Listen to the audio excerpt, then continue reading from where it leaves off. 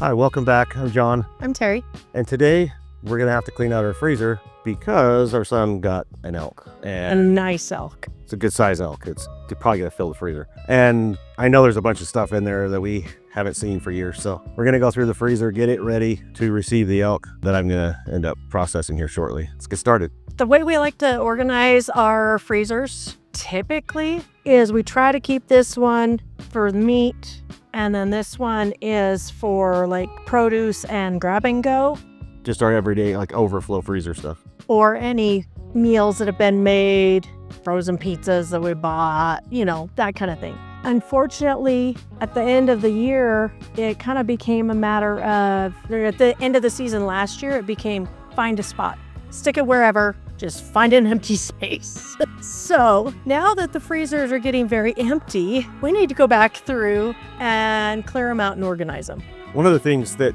I wanted to talk about while we're doing this is that people think you can only you can't refreeze your meat after it's been frozen once. And for traditional meat you get at the grocery store or something like that, it's been frozen 5 to 10 times by the time it thaws out in the store, and then you bring it home and put it in your freezer. So you can refreeze it, it just loses a little bit of flavor, and that's actually how it gets freezer burn, is the thaw, the freeze, the thaw, the freeze.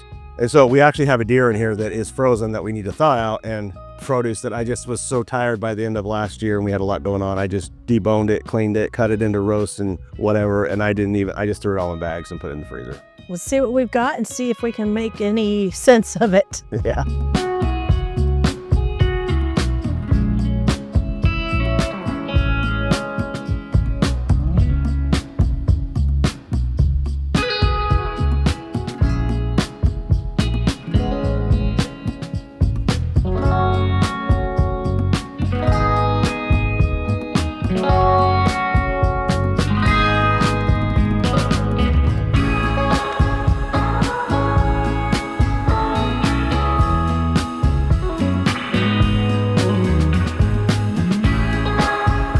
Freezer wasn't that packed, and it had a lot of produce that we forgot about that needed to be dealt with. So we can in that, figuring out what we're gonna do, if we're gonna dehydrate it or not. But we'll be taking care of that to free up more room in the vegetable freezer.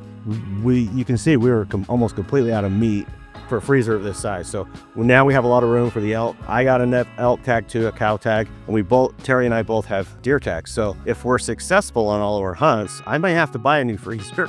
Or we may be reorganizing again. All right, well, hope you enjoyed the video. Thank you, and we'll see you next time. Bye.